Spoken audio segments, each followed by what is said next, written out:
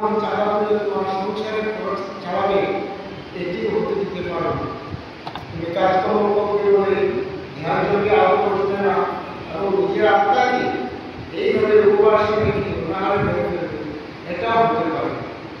তোমার জীবনের কর্ম ও ধ্যান বোধের পূর্ণ সামঞ্জস্য স্থাপিত হওয়া চাই।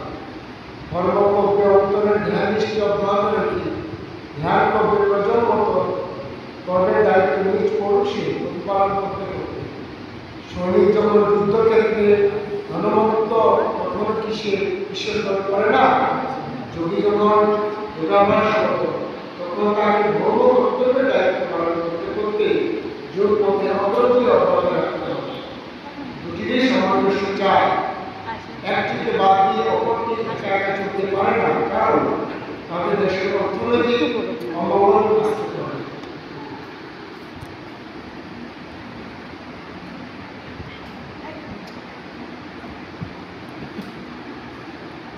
ও অখণ্ড সংহিতা বা শ্রী শ্রী স্বামী স্বরূপানন্দ পরমহংসদেবের উপদেশ বাণী সপ্তম খণ্ড।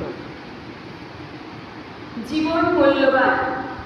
মেদিনীপুর জেলা নিবাসী একটি যুবকের প্রশ্নের উত্তরে শ্রী শ্রী বাবামণি বলিলেন, জীবনকে মূল্যবান বলে মনে করো, আবার সঙ্গে সঙ্গে এই বিশ্বাস রেখো যে জীবনের মালিক হচ্ছেন ভগবান। জীবন তোমার ব্যবহারের জন্য, কিন্তু তুমি এর মালিক নও।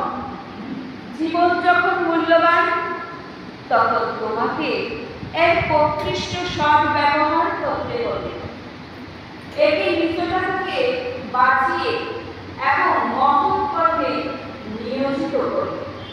কিন্তু জীবনের মালিক যখন ভগবান, তখন যে কোনো সময় তার ইচ্ছা তিনি এনে নিয়ে যান, তার জন্য তুমি প্রস্তুত থাকো।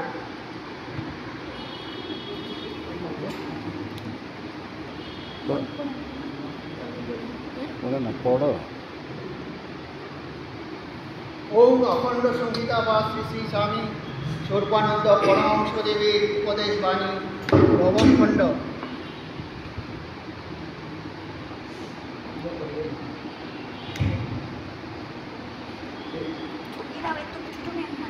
আরে একটু ছোট থেকে নেন না, সবাই পড়বো তো, একটু ছোট থেকে যেগুলোটা পড়েন।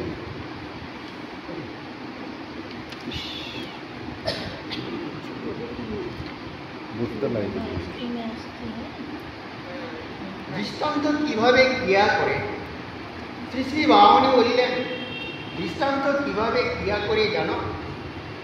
একদিন বক্তৃতা মঞ্চে দাঁড়িয়ে বাগ্মিতার প্রবাহে কি বলেছিলাম তা বা সহস্র করতালি সম্বর্ধিত হয়ে জনমণ্ডলীর সমক্ষে কত টাকা দান করে ফেলেছিলাম।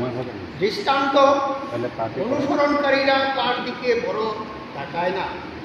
একাদশী উপবাসের দিন আমি কত লক্ষবার হরিনাম জপ করলুম, তা হয়তো লোকে লক্ষ্যও করবে না। তারা বুঝবে আমি প্রতিপদ থেকে পূর্ণিমা পর্যন্ত বাকি 14 দিন কীভাবে কাটাই, তার ইতিহাস। একনিষ্ঠার মূল্য।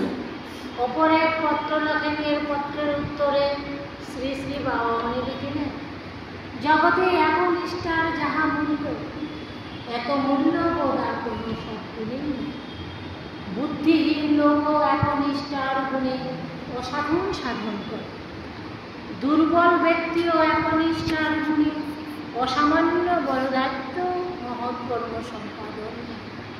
সহায়হীন সম্পদহীন অনাদৃত সামান্য ব্যক্তিও অসামান্য একনিষ্ঠার গুণে ক্রমশ নানাবিধ অদৃশ্য সহায় সমূহ প্রাপ্ত হয় এবং জগতে মহতি কীর্তি স্থাপন করে।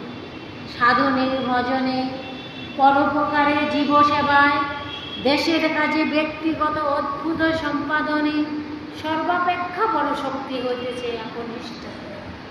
তোমরা একনিষ্ঠ হও, বারংবার নৌকা বদল করিও না, বারংবার মহৎ পথ চাকা চাকরি করিতে গিয়া জীবনের মূল্যবান সময় সুযোগ অবসর সমূহকে বৃথা চলিয়া যাইতে দিও না। ভগবানে লগ্ন হও। অতঃপর শ্রী শ্রী বামুনি বলিলেন, আসল সম্বন্ধ তোমার ভগবানের সঙ্গে। মন দিয়ে তার সঙ্গে লগ্ন হও, বুদ্ধি দিয়ে তার সঙ্গে লগ্ন হও, অহংকার দিয়ে তার সঙ্গে লগ্ন হও, চিত্ত দিয়ে তার সঙ্গে লগ্ন হও, সর্বস্ব দিয়ে তার সঙ্গে লগ্ন হও। তোমার তুমিত্বের যত প্রকারের আকার বিকার প্রকাশ প্রমোদন সংকোচ বিস্তার আছে সব কিছু দিয়ে তার সঙ্গে লগ্ন হও। তোমার প্রয়োজন ভয় করার আবশ্যকতা নেই। তেমনি জগতের কোনো ঝড়